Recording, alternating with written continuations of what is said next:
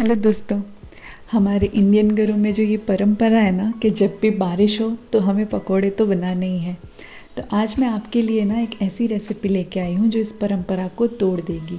आज मैं आपके लिए सूजी और आलू से बनने वाली इतनी बढ़िया रेसिपी लेके आई हूँ ना कि अब जब भी बारिश होगी आप इसे ही बनाएंगे। तो चलिए देखते हैं इतनी डिलीशियस कैसे बनती है। तो सबसे पहले यहाँ पे मैंने सूजी ले ली है बारीक वाली, आधा कप जितनी, और उसमें मैंने डाल दिया है आधा कप ही दही।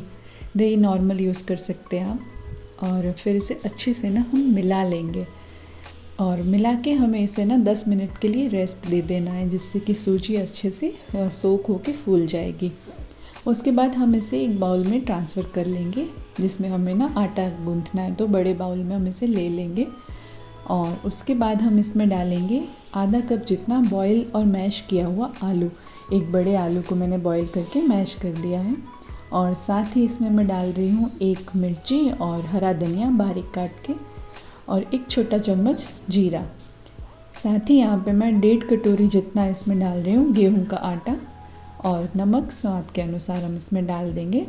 और बच्चों को भी ये पसंद आए उसके लिए यहाँ पे मैं डाल रही हूँ चिली फ्लेक्स और ओरिगेनो, जिससे कि टेस्ट बहुत ही ज़्यादा बढ़ जाता है।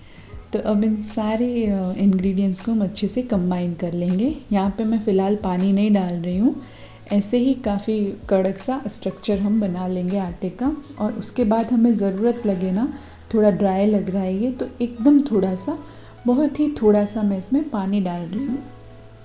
और हमें ना अच्छे से कड़क सा आटा गूंथ के रेडी करना है, जिससे कि हमें पूरियाँ बेलते समय आसानी हो।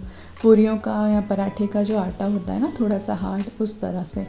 अब थोड़ा तेल लगा लेंगे, आटे को अच्छे से मसल के हम आटा रेडी कर लेंगे।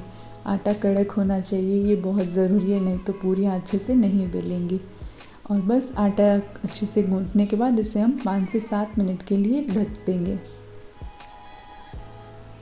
और उसके बाद हम इसमें से छोटे छोटे गोले ले लेंगे आटे के और फिर ना जैसे हम पूरियाँ बनाते हैं वैसे। देखिए आटा परफेक्ट गूंधा हुआ है, तो मुझे तेल या आटा कुछ भी लगाने की ज़रूरत नहीं है। पूरियाँ ऐसे ही बहुत अच्छे से बेल सकते हैं हम।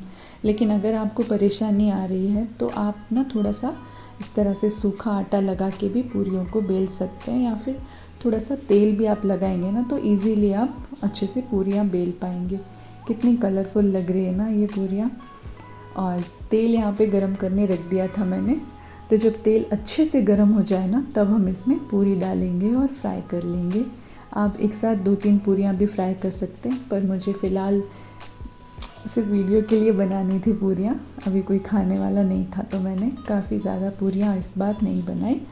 तो आप एक साथ भी 2-3 पूरियाँ आसानी से फ्राई कर सकते हैं। और देखिए दोनों तरह से अच्छे से ये कलर आ जाए ना गोल्डन, तो क्रिस्पी मस्त, देखिए कितनी बढ़िया लग रही है पूरियाँ। और ना इसमें आपको ज़्यादा तेल लगेगा खाने में। और कुछ नया एकदम ट्राई करके अपनी फैमिली को खिलाइए, और मुझे कमेंट करके ज़रूर से बताइएगा ये आपको कैसी लगी। ठीक है, take care and bye bye.